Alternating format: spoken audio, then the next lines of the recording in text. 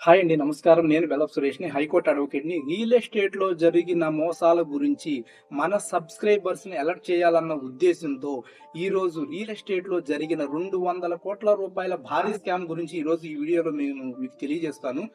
స్థిరాస్తి వ్యాపారంలో పెట్టుబడి పెట్టాలనుకున్న వాళ్ళు, రియల్ ఎస్టేట్‌లో ఇన్వెస్ట్‌మెంట్ చేయాలనుకున్న వాళ్ళు చాలా జాగ్రత్తగా ఉండాలి.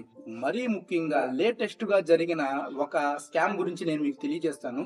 సువర్ణ భూమి అనే రియల్ ఎస్టేట్ సంస్థ ₹200,00,00,000 భారీ స్కామ్ చేసింది. ఇది ఎలా జరిగింది? ఏంటి అన్నదాన్ని నేను సింపుల్‌గా మీకు అర్థమయ్యేటట్టు చెప్తాను.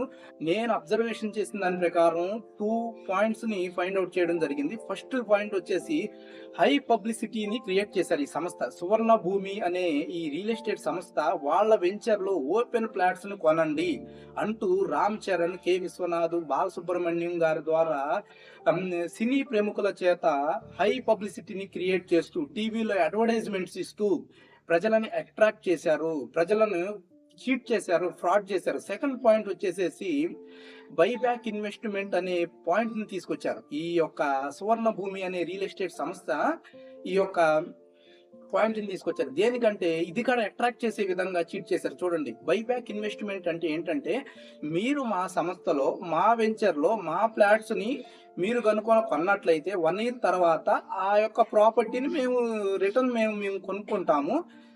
కొనుక్కోవటంతో పాటు రూ. 2 ఇంట్రెస్ట్ కాడికి మేము ఇంట్రెస్ట్ పే చేస్తాము అని బైబ్యాక్ ఇన్వెస్ట్మెంట్ అనే ప్లాన్ ని తీసుకొచ్చారు. సో చాలా మంది ఆశపడ్డారు. సో తక్కువ సమయంలోనే ఎక్కువ మొత్తం వస్తుంది అని అత్యాశపోయి చాలా మంది మధ్య తరగతి కుటుంబాలు చాలా మంది 30 లక్షలు, ₹1,00,00,000, 50 లక్షల కాడికి ఆ యొక్క వెంచర్స్ లో ఫ్లాట్స్ ను కొనడం జరిగింది. చివరాఖరికి వాళ్ళు పెద్ద స్కామ్ అని తెలియడం జరిగింది.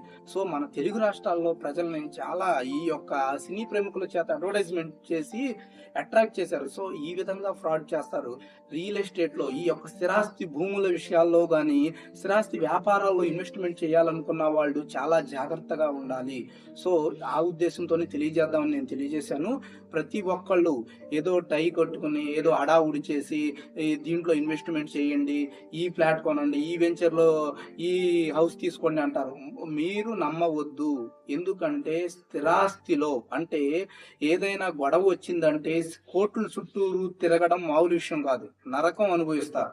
సో ముందుగా మీరు దగ్గరలో ఉన్న ఎవరైనా గాని ఒక లీగల్ అడ్వకేట్ ద్వారా లీగల్ ఒపీనియన్ తీసుకోండి. మీరు ఆ 20 లక్షలు, 30 లక్షలు కొనుక్కున్న ప్రాపర్టీని ఒక జస్ట్ సింపుల్‌గా ఆ!